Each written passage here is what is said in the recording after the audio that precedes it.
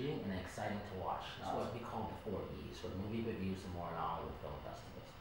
This movie caught me by surprise, and I liked it so much I had to stop watching the 2 other movies that I was watching. That's how much I like this film. Talk about that opening scene and your split screen. That's very interesting. Thanks, yeah.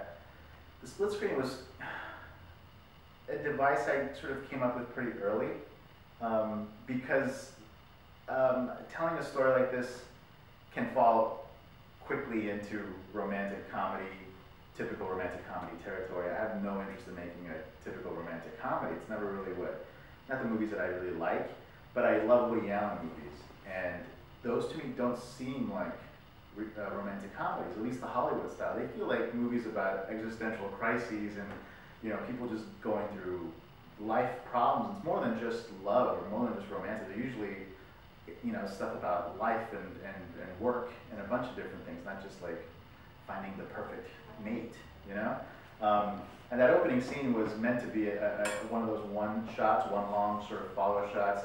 We kind of got screwed towards the last minute with a location that ended up being a way different location. So I still wanted to keep that idea of a one shot, but we had a much smaller room to do it in. But yeah, it was just a big sort of distraction, kind of tell a long story, and then suddenly the point of the whole scene is just her last question that says, hey, what do you think about moving in together? And then you lock on the terror on the guy's face, I would have had that terror look out in the face too, so I could relate to that.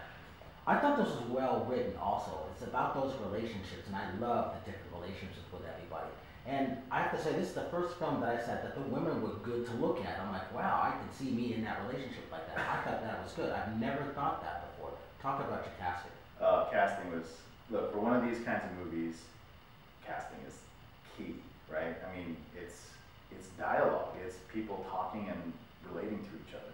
So these people have to be really, really natural. And casting originally started in LA because we thought we were going to shoot in LA just out of pure necessity to smaller independent film. I lived in Los Angeles and I thought we'd just do it here. The idea happened to shoot in New York after a meeting with a possible crew member who said it feels like a New York movie, and it always was intended to be a New York movie. But I've been trying to make a film for a while, and at some point you just say, I'll shoot wherever I can. And so we were living in LA, we would just do it. But we looked into New York, it became a thing where there was a nice tax benefit to shoot there. We decided to do it, and we did. It was like that. So the initial casting started with Bo Garrett. She was on, every director makes a list, right, of who you want to work with. And for a small movie, you have to kind of adjust your cast list. And I was looking at actresses who had done some good work on television and some indie films that just hadn't had a chance to really sort of strut their stuff. And I'd seen some episodes of TV that Bo was in, and I could see that she was way more talented than she had been given the opportunity to prove. And I said, let's try her. And right off the bat, her manager got back to us the same day that she read it, and she wanted to meet on it the next, very soon. So we met a couple days later. She, had crazy stories of her own relationships, and she related to the material. She, was looking, she had a window of time. It was kind of perfect. And then after Bo, we really just said, that's the standard. So now, then we decided to go to New York. Then it became New York casting. New York casting was a whole other story because these are people that I didn't have, I had to sort of rearrange my whole list for the main role of David. A lot of guys came in, it wasn't hitting the right notes. This is a very subtle, I think he gives a great performance. Micah Halfman gives a great performance, I think. And the casting was a little brutal for the guys. They were either playing really funny or really dramatic. It just didn't seem to work. Somehow, I saw a short film that Micah was in, and that short film told me kind of everything I needed to know. I just asked for a meeting. We met up at Soho House over there, had a nice conversation for about an hour and a half. Afterwards, I just offered him the role. I knew he could do it based on the short, and I think he really killed it. What do you want the audience to take away from this movie in stereo, and how did you get the title?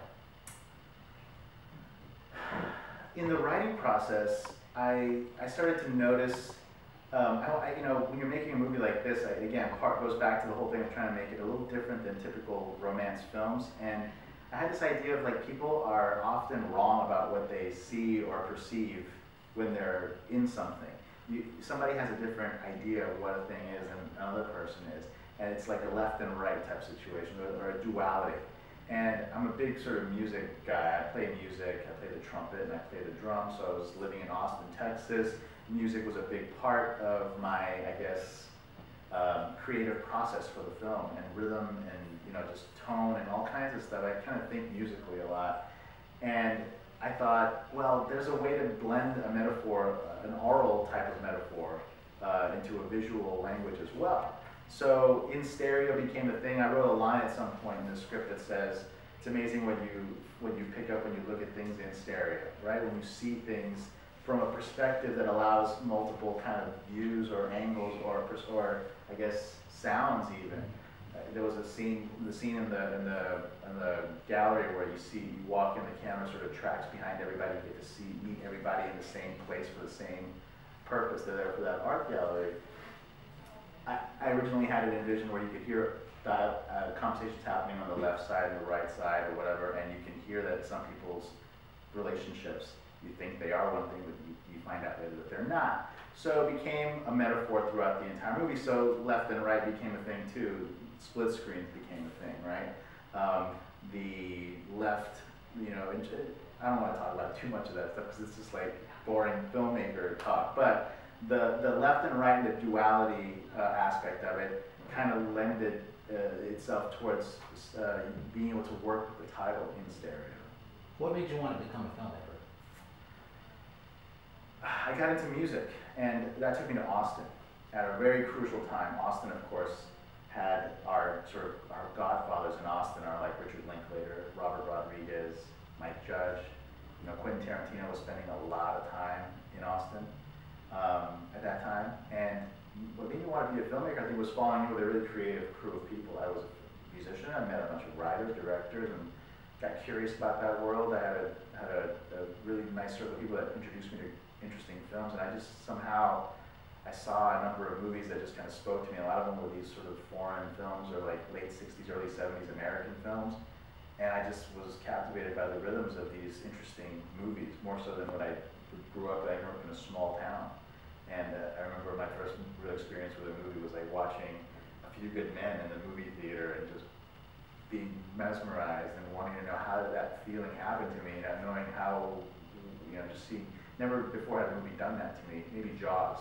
But this was just people talking in a room, and then Tombstone, and then those kinds of movies. And then I saw Pulp Fiction, and that was around the time I was getting ready to go to Austin. So music, getting involved with filmmakers in Austin, the community in Austin being amazing and creative. Robert Rodriguez actually shot El Mariachi in my hometown across from where I'm from. That suddenly became possible.